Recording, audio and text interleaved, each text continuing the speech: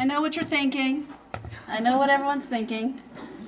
Looking at your watches, and you're like, you're kidding me. She's going to get up and preach now after a 45-minute presentation, missions presentation. I know that's what you're thinking, but as I was sitting and listening to the presentation, I realized that Danny Bieber and Ginny and Ann just gave you 3 sermons. So I'm good if I don't preach my prepared 40-minute sermon here. You guys are good? You want to hear it? I prepared it. No, so I'm going to pick and choose a bit.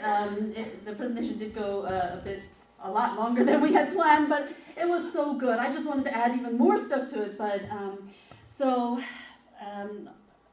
a lot of what they said, I was privileged and honored to go.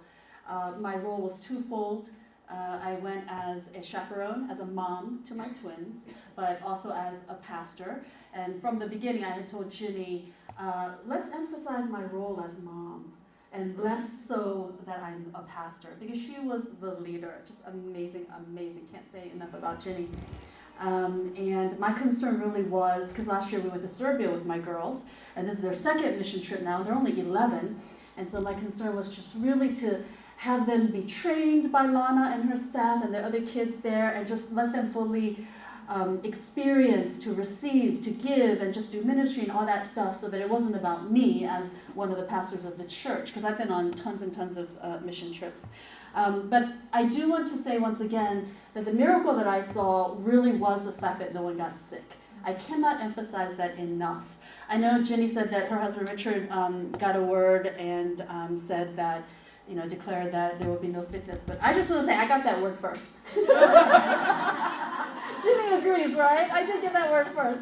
Because in the very, very early on, when we started meeting like 8-9 months ago, and every time we went around the room when we met, we would ask, what's your prayer request? What's your prayer request? And some people are shy, and so she had the idea of handing out pieces of paper and for all the little kids to write down what is their main concern, what is their main topic that they are concerned about. And most of the kids were concerned about the foods and sickness. I'm worried about what kind of food they're going to make us eat and just the sickness. And so early on, I received a word, and I declared it too. I was like, I think this is going to be, it's going to be proof that God is with us. It's going to be proof no one's going to get sick.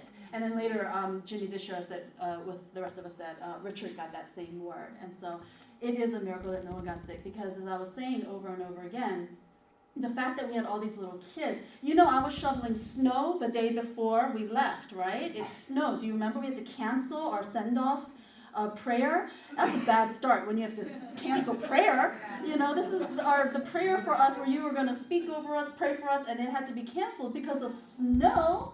In the end of March, after official first day of spring had begun, I was out shoveling, and then we get on the airplane. It was a 2-hour delay for MCPS. Howard County was closed, school, and then we go to the airport, and then we arrive in Thailand. It's over 100 degrees. It's over 100 degrees and humid. When we got out of that airplane, the airport, it was like whoosh. We were like, weren't you a little scared? We were scared because it was so oppressively hot. We were like, oh, this is it. We're going to die here. It was so hot, But again, the no complaining and all that stuff miraculously. And also, thank God that I was healed from my insect phobia. Thank God that I'm healed from my insect phobia, because there were a lot of little critters.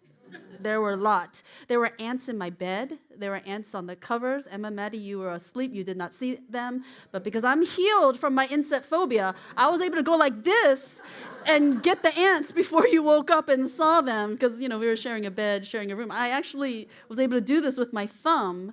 If I had not been healed of the insect phobia by God, you would have heard me screaming and wake you guys up to get the ants.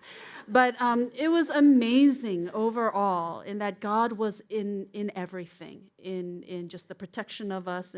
And the kids were just, again, they gave more than 100%. But I do want to share this verse. And again, in light of the last time that we went to Thailand, one of our team members got dengue fever.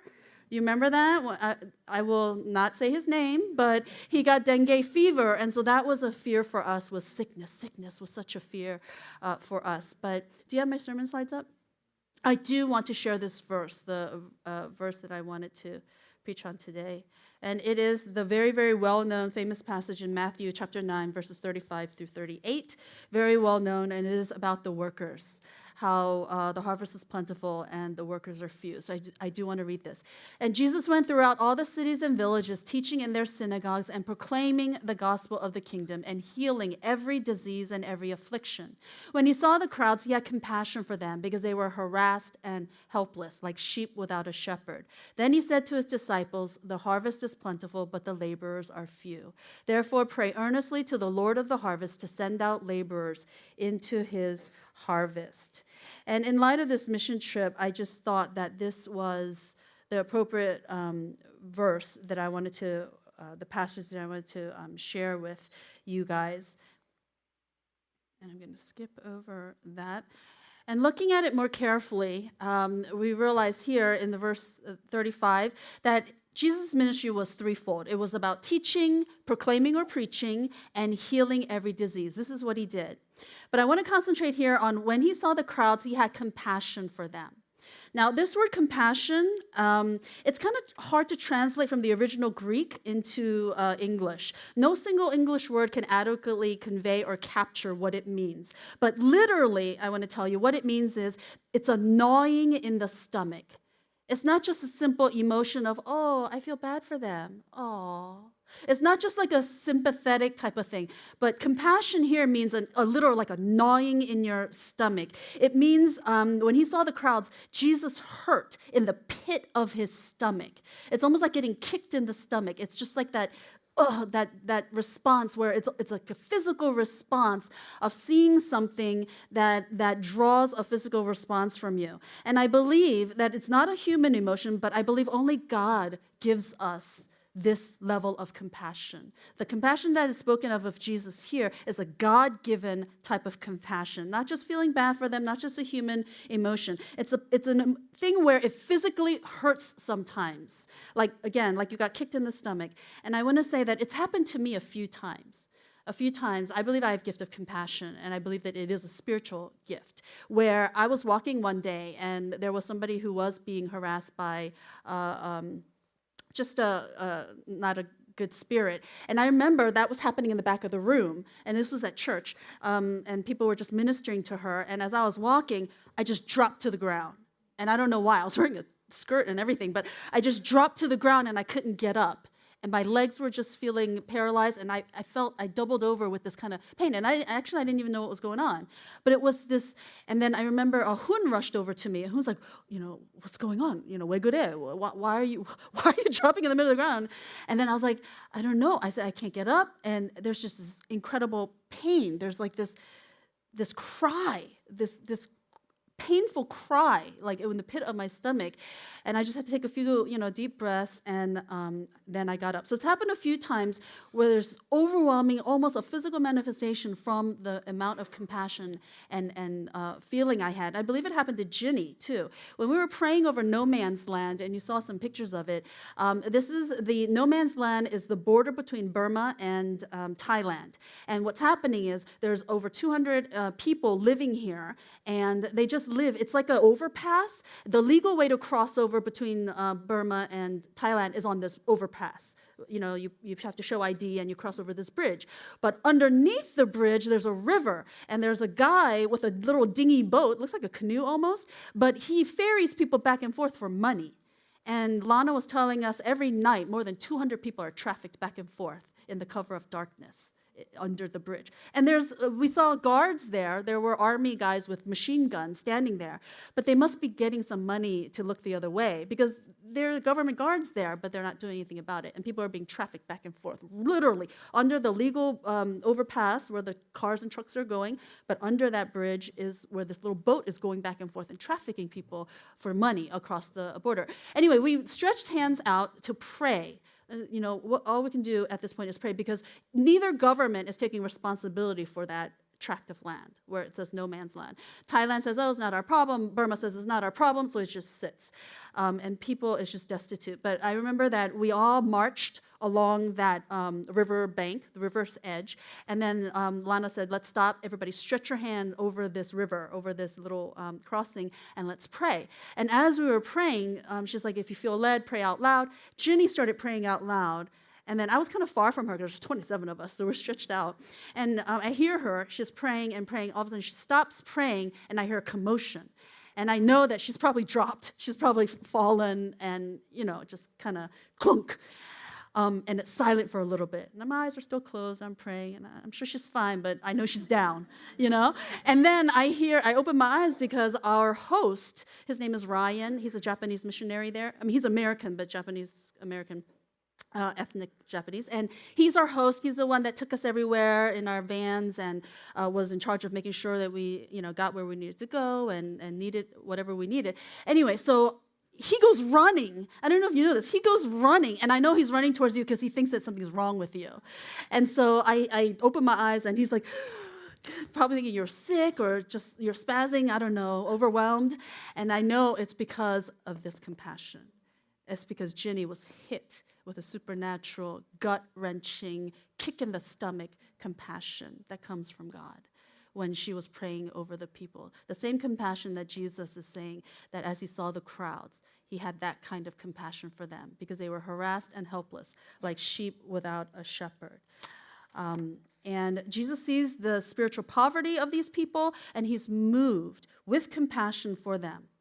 And the final two verses I want to look at here is, then he said to his disciples, the harvest is plentiful, but the laborers are few. Therefore, pray earnestly to the Lord of the harvest to send out laborers into his harvest. Now, Jesus' compassion caused him to want to do something about it. He wanted to do something about the need that he saw. He says the harvest is plentiful. And the harvest here, the word harvest, implies that there is ripened a crop of some sort, fruit or wheat or crop, something that has ripened enough that we need to go and gather it, right? Does it not, the word harvest? And so when ripened fruit or any kind of crops, when they're not reaped, when they're not gathered and taken in, what happens to them? They rot and die. They rot and die. There's so much bounty to be had, but not enough workers to harvest it. Lana said, when we looked at the worship center, you saw pictures of it, it's unfinished, and I was like, we sent money. Didn't we send $30,000 last year? 30,000 is like a gazillion baht. It's so much money in Thai baht money. And I was like, why isn't it finished? Do you need more money? And then she's like, no, Pastor Mimi, we don't do anything in debt. Even before we start a project, she goes, all our projects are fully funded. I was like, wow, who can say that? What missionary or even church can say that? They're fully funded. So I was like, why is it half built? What's going on here? And she said that more than any other building, there has been just delays and spiritual attacks and just things that have been coming up to stop them from building it. Every time they get a bunch of rescued kids, they have to build another house. They have 12 houses on their property where a mom and dad and then the kids go live with them. It's not like a big orphanage or a youth hostel. They actually have a mom and a dad, and then the rescued kids get to live with that mom and dad and know what it feels like to have a mom and a dad and family. There's 12 of these homes. Some of the homes have 4 kids, and it's a mix of, like if Hoon and I wanted to do a house there, it will be our own kids plus some of the rescued kids. So my kids are living with some of the rescued kids, and I would have like 5 or 6 kids. And they all call me mom. And that's the situation there. But this great need and different houses. She was saying that, to build a house, less than a month. Boom, it's just, built and done. But this worship center is not being built. And there was another thing, too, a emergency shelter. And again, that thing is amazing, but it's fully funded, but it's half built. And I'm like, why is that half built? You keep saying it's fully funded. You've got all the money. And she said, we don't have the workers. We don't have the workers. There's not enough people, I guess, in Thailand, whether it be skilled workers, contractors, or those who want to come out and actually do the building and all that kind of stuff. They don't have enough people.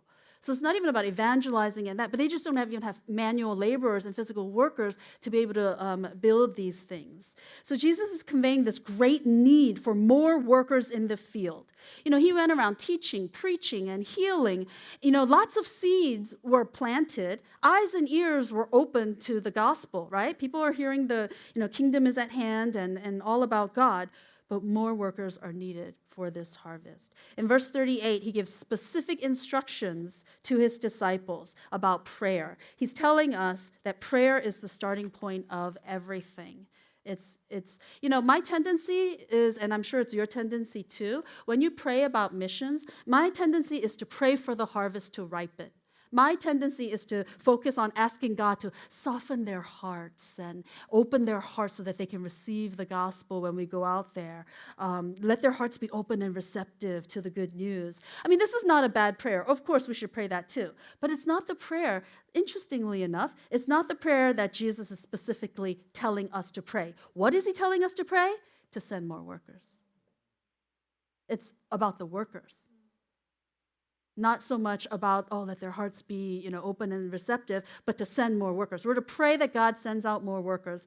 And in a sense, yes, I know we've all been sent because we've all been given the Great Commission. Go, therefore, and make disciples of all nations, baptizing, right? All of us who call ourselves Christians and Jesus believing people have been commissioned to do this.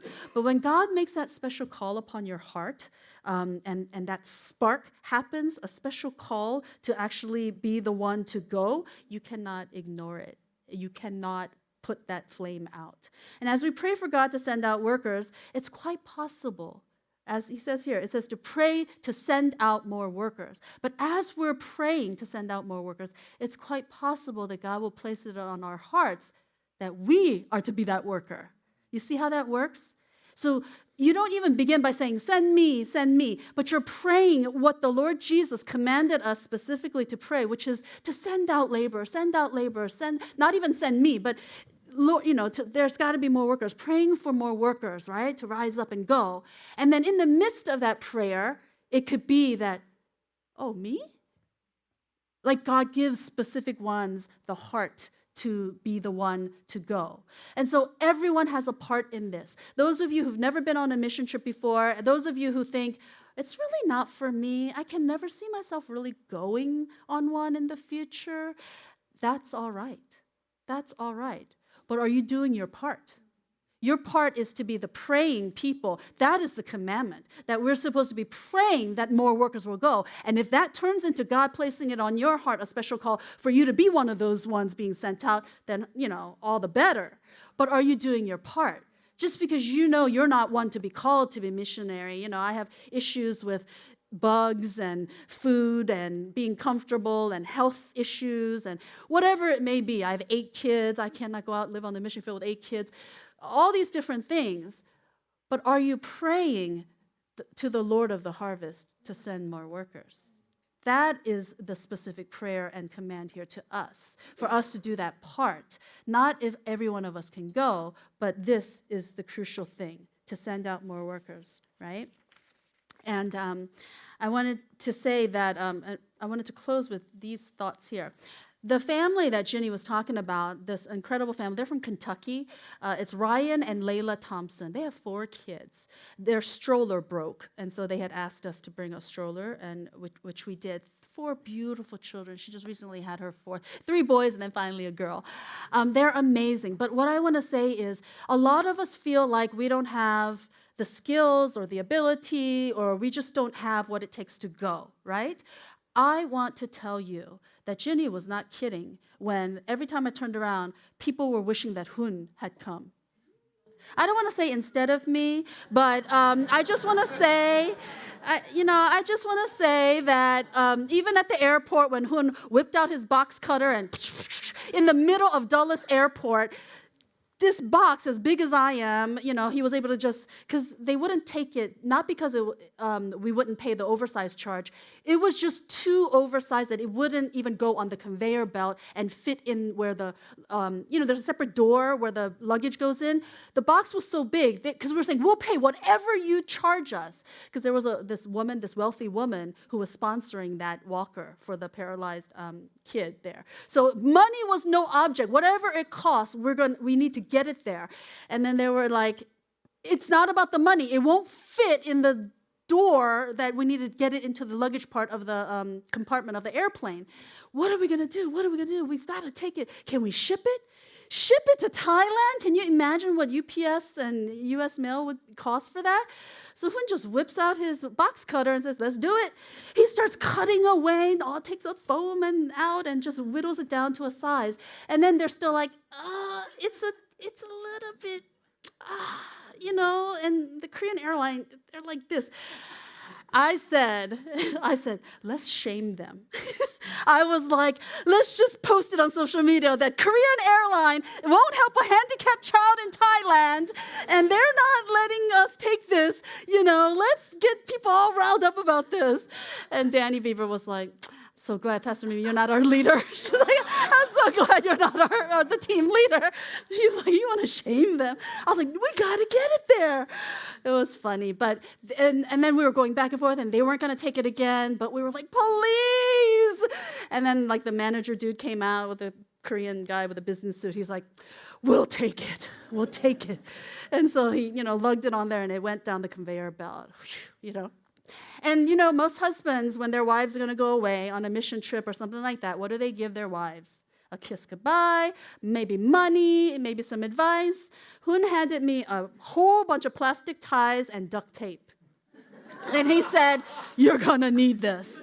I was like, plastic ties and duct tape? What do I need this for? He goes, trust me, this is your best friend on a mission trip. Duct tape and plastic ties. And somebody commented from my small group, they were like, that looks like kidnapping equipment. You're going to get caught at the airport for that, in your carry-on, duct tape and plastic ties. But during the trip, there were various times where they would, Josiah's eyeglasses broke. And so they knocked on my door. Can we have that duct tape that you brought? So he duct taped his glasses. Someone's shoes broke. Oh, Jenna, her flip-flops broke because it got stuck in the mud or something, right? And so they're like, where's Mr. Hoon now? Where's that duct tape and where's Mr. Hoon? Every time, something happened, people were like, where's Hoon? And I was like, I'm here. I'm useful too. Remember how many times I said that? I can be useful too. But in the mission field, when you're going out there, I realized that anybody can preach the gospel. Anybody can, when you're asked, you better be ready to give a reason for the joy that you have. Any of us, not just the pastor, but anyone can. But not everyone has skills that they need on the mission field. And so that's why 100 times more, someone like Hoon will be useful, more useful than me in that way. Again, I'm not, putting myself down completely because I was able to preach the Easter message and go to the churches and preach. And there's a lot of churches and places where they're more formal and they don't want anyone else except an ordained minister to preach on a Sunday. So there's that. But I want to say, this missionary, all that to say that this couple here, she has an architecture background. And she's creative and does the arts. You saw us painting tires and all that kind of stuff. There's an emergency shelter place. It's the first stop shop. When people get rescued, they're scared. These kids don't know if we're the bad guys because we're swooping in and grabbing them and taking them to a place they've never seen, never been before, right? And so they're scared. They don't know. They try to run away. So they have to build huge security walls in this place. They're going to have doctors there, medical staff, hygiene staff, bunk bed. They don't come automatically to Lana's promised land because they need a transition time. They don't know how to interact with the other kids that's already living on the promised land. They might have traumatic mental, emotional trauma. You can't just rescue them and plop them into a home on the promised land. So this place that they're building, and she has, with the architecture background, amazing. They're making like a climbing wall. The tire thing is like a gym for them. She's building and designing a human, what is it called? Life-size chess set. You've seen them in like some play amusement parks and stuff like that, where the kids can like move and play chess with life-size pieces. All this that she's using her background. Who would have ever thought that a person with an architecture and arts background could be doing this and rescuing and saving and helping and protecting the least of these? It's incredible that her skills are being used. And this guy, her husband Ryan, is just like Hun. He's the resident property manager. He manages security. He's a handyman. He does maintenance. He takes care of the grounds. He takes care of just anything, any building project, all that stuff this guy is in charge of. Other harvest workers, I want to say, is Scott and Christina Kwok. Now, they are best friends of Daniel and Helen Ra. Daniel insisted that we connect with them while we were there. These guys are missionaries that have been sent out. And again, their thing is they're not pastors. They're not, in the traditional sense, what you would think of missionaries. But this guy is a business guy. He actually was here in McLean, Virginia. He told me he had a business here, but he just had a huge heart to use his business skills for God on the mission field. And so he joined the AIM organization, I think Adventures in Mission organization. And so him and this team went out to Thailand, and their thing is they want to use their business skills to provide vocational training and there's a gap between, even AYDC. And, when we have Pastor Luca and his Akahil tribe kids grow up, once they grow up, they can't live at the youth hostel forever. What do? Lana's kids, they live on the promised land, they live under mom and dad, they will become adults. Where do they go? What do they do? We're all about rescuing the children. What happens when they're adults? That is the gap. We're busy rescuing so many children. What are we doing about the aftercare? So these guys have such a heart for that gap. What they're doing is they're providing in Chiang Mai, they've set up a vocational school where they're training them, like teaching them computer skills and other things so that they will have a place. And they're also doing entrepreneurial coffee shops, and they want to do like a moped, scooter fixing, kind of shop, and, different ventures, entrepreneurial business type stuff where then they can come and be productive, and as well as doing the discipling for them, which is amazing. This is a business guy who ran a successful business in McLean, Virginia here, and this is what he's doing for the kingdom. Fabulous. He saw that gap and has a heart for it. He's doing that. Also, they do twofold. It's all the kids that have grown up who are Christian and stuff like that, but also in Chiang Mai, there's a red light district, and there's a lot of sex workers. And so the women who work at the bars and stuff like that, they're not being trafficked. They're just willingly working in these bars for the money. But they're not enjoying it. They wish they had a better life, but that's the only way they can make money. And so they also have a program to get those women out voluntarily for them. If they want to stop working in that trade, then they can come to this school. They teach them business skills, and they set them up. And I asked him, I said, if Hope Church were to partner with you, or any church, what is your immediate need? What is it we could maybe help you with? What are your needs? And he said, we're not even asking for money support for ourselves, for all the missionaries that are here. What we need is seed money. He said, we need people to invest and give us seed money. So like that lady who came out of the bar, she wants to own her own coffee shop, and she wants to employ others, and she wants to have a legit business and just, have Bible study in her coffee shop and things like that and come out of there. But she's going to need money to start that coffee shop, instead of working at the bar and things like that. So they need like seed money to fund these projects and things, right? And he desperately wants you out there, Daniel. He told me several times. Well, before he answered about the seed money, he's like, I need Daniel Ra. Tell him to come. Send me Daniel Ra, is what your friend said. Because he wants also, Daniel owns a company and is into the IT and all that kind of stuff. He says that's what he needs. You don't have to come long term. With your skill set, if you can come for a month, 2 months, a summer, and teach and do other things, that is fabulous. And last thing about his wife, Christina here, they met on the mission field in Cambodia. They were both part of the Adventures in Missions. I have never heard this before. She says to me, I was like, oh, so what is your specialty, or what do you do? She says that she is finance. She does finance, and she does like accounting, data analyzing, crunching numbers and things like that. I was like, really? And she goes, I love it. She goes, you put me in front of a computer for 8 hours doing spreadsheets, I'm in my happy place. I was like, what?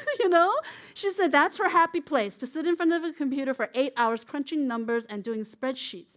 But she said she never in a million years could have imagined that skill set and passion could translate into her being a missionary. Think about it. When you think missionary, you think about healthcare workers. You think about pastors. You think about even handyman, going out and helping and, stuff like that. She just likes to crunch numbers and work on spreadsheets, and that was her passion. And God is using her incredibly, to be used. So whatever skill, whatever talent, whatever you can do, it is needed on the mission field. Do not discount yourselves. Do not. In fact, you are more needed, I think, more and more than maybe some of us who are children's ministry directors, VBS, pastors, preachers, things like that. You are not discounted because the workers are few.